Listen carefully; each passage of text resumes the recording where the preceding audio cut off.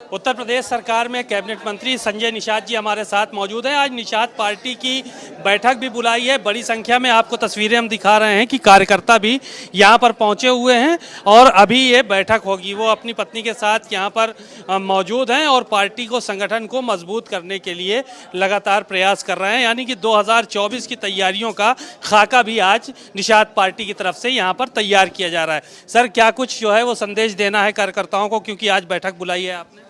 संदेश यही देना है कि 13 जनवरी 2013 को जो मैं संकल्प लेके आया था निषाद राज किले पर कि भाई निषादों का कभी राजपाट था तो राम राज था और सभी सुखी थे।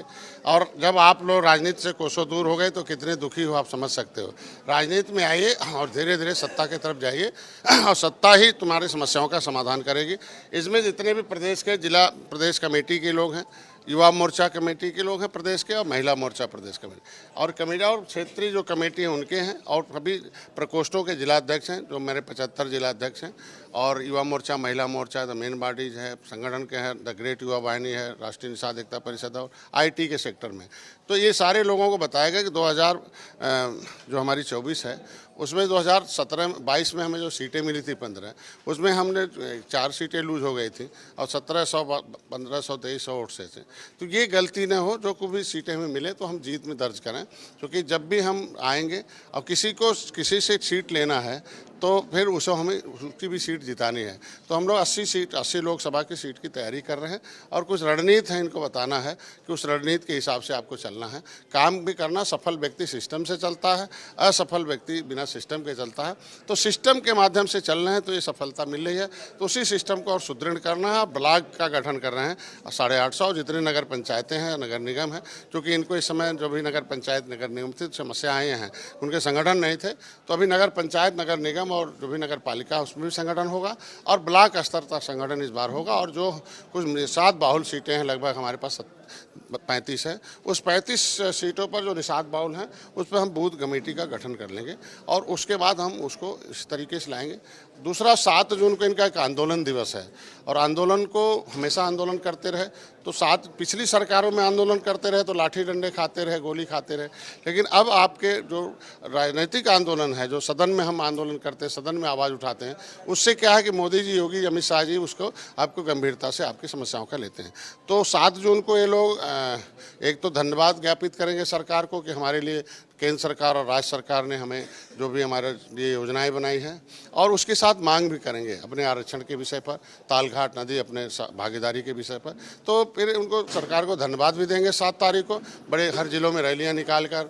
और उस दिन, और ये इनका जो है प्रदेश अध्यक्ष, हमारी कोर कमेटी है, तो इस बार उन्होंने निर्णय लिया है कि आपके जन्मदिन भी हम लोग ऐतिहासिक रूप से मनाएंगे, क्योंकि पहला मंत्री बनने के बाद ये 7 जून पहली बार आ रहा है, जिसकी वजह से हम लोग गौरवान्वित हैं और आसानी से हम लोग अपने इस संदेश को पहुंचाएं कि आपने क्या लड़ाई लड़ी थी लखनऊ, दिल्ली में, आज की राजनीति कितनी लड़ाई लड़ी है उसको है। तो ये हमारे जो कार्यक्रम 7 तारीख को हैं वो शांतिपूर्वक हैं, ठीक से ढंग से ये अपनी शक्ति प्रदर्शन करेंगे और अपनी पिछली सरकारों ने कितना इनके साथ अन्याय किया उस पर चर्चा करेंगे, और भारतीय जनता पार्टी ने क्या किया है उस पर चर्चा, उस पर धन्यवाद देंगे और फिर ज्ञापन भी देंगे प्रधानमंत्री, राष्ट्रपति को, गृह मंत्री को और राष्ट्रीय अध्यक्ष नड्डा साहब को और मुख्यमंत्री को।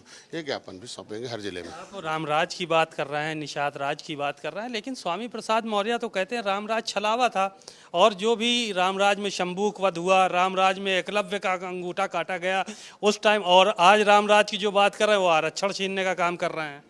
देखिए, उन्होंने कभी, अगर राम की बात करते हैं तो उनके आत्म बाल सखा निषाद राज थे, तो क्या कभी उन्होंने निषादों का वोट लेते रहे, मंत्री बनते रहे, सपा बसपा में रहे, फिर भाजपा में आ गए मलाई खाने, तो निषादों का वोट जीत के तो मंत्री बन गए। क्या वो निषाद राज के किले पर गए, वाल्मीकि रामायण पढ़ा, उसी में सबरी भी हैं, उसी में निषाद राज भी गले लगाए गए थे। तो जो हमेशा राजनीति में कोई व्यक्ति बुद्धिमान होता है वो पॉजिटिव मैसेज देता है। आज के दिन में बिना राम के निषाद राज अधूरे हैं, निषाद राज के बिना भगवान राम अधूरे हैं। तो अगर राम मंदिर बन रहा है तो निषाद राज किला भी बन रहा है, और निषाद राज किला इलाहाबाद में है, जाके देख लें। और वहाँ पर्यटक स्थल भी घोषित है, और अभी 20 करोड़ 38 लाख रुपए का ऑडिटोरियम भी निषाद राज का है। तो ये निषादों को बहकाने का काम मत करें और जहर न घोलें, और ऐसे लोगों को जिनको जनता ने अस्वीकार कर दिया हो, अधर्म के खिलाफ बोलने वाले को अधर्मी कहा जाता है, इसीलिए जनता दूर होती जा रही है और कोसों दूर होते हैं। प्रसाद मौर्य अधर्मी है? निश्चित रूप से धर्म के खिलाफ जो बोलता है तो उसे अधर्मी कहा जाता है, और धर्म के सहारे जनता को एक संस्कार लाया जाता है। संस्कार अच्छे होते हैं तो विचार अच्छे होते हैं, विचार अच्छे होते हैं सरकार अच्छा होती है, व्यवहार अच्छे होते हैं और शासन सत्ता काम। रामचरितमानस की कई चौपाइयों पर सवाल खड़े किए उन्होंने। जे बरनाधम तेली कुम्हारा सुपच की रात कोल कलवारा, ये भी एक उसमें चौपाई थी, उसका जिक्र करते हैं वो हमेशा। एक ढोल गंवार शूद्र पशु नारी, इसका वो जिक्र करते रहते हैं। तो ये उनका मकसद क्या मानते हैं आपकी, उनका क्या मकसद है? वो कह रहे हैं हम पिछड़ा समाज को जागरूक कर रहे हैं। वो मकसद यही है कि कुछ समय तक इन लोगों जब बहुजन समाज पार्टी में थे और जब लोग उसका थे तो जनता को, चूँकि अंग्रेजों मुगलों ने उजाड़ दिया था, जनता गंवार थी, तो उसे बहकाने के लिए इन लोगों ने सारे ये सब भ्रम पार। मैं कहता हूँ आज के दिन में लोकतंत्र में 2 अदालतें हैं, एक तो है लोकतंत्र का अदालत है, एक है उसमें जनता की अदालत है, और एक है न्यायपालिका है। अगर इनको लगता है कुछ गलत तो जनता के बीच में जाएं और जीत के आएँ, काहे हार रहे हैं। अगर इनके बात अच्छे होते तो जनता क्यों दूर होती, और फिर या तो कोई गलत है तो न्यायालय में जाएं और न्यायालय में जाकर उसे सही करें। जनता को भ्रम न करें। जनता को इन्होंने अब तक क्या किया है, इतना वोट लेने के बाद, इतने बार मंत्री रहने के बाद 4 लाइन तो बता दें। जैसे डॉक्टर संजय कहते हैं कि मैंने 7 महीने हुआ, अगर हम जाके मुख्यमंत्री संपदा योजना, निषाद राज बोट योजना, निषादों के कल्याण कोष के लिए मैंने स्थापना कर दी, उनकी बिरादरी के प्रधानमंत्री से बजट ला दिए। तो ये सारे हमने 12 योजनाएं, 12 और 4 17 योजनाओं का लाभ दिलवाया उनको। आज के दिन में शुरू हो गया, 30 तारीख को पोर्टल खुलेगा। तो इन नेताओं को जो डालते हैं, उल्टा पुल्टा बोलते हैं, तो इन्हें ये भी कहना चाहिए कि मैंने क्या किया था, इतना मैंने काम किया हो। चाहे कोई भी विपक्ष का लीडर हो, उनको कहना चाहिए मैं फला फला, जैसे हम लोग कहते हैं ये किया है, ये किया है। तो हम लोग विकास के क्रम में करते हैं, जिस क्रम में हम लोग काम करते हैं। एक आखिरी सवाल ये था, आज नोट बदले जा रहे हैं, आज से शुरुआत हो गई है। नोटबंदी को लेकर सरकार पर विपक्ष बड़ा हमलावर रहा, कहा सरकार की गलत नीतियों का की वजह से ये दिन देखना पड़ रहा है जनता को।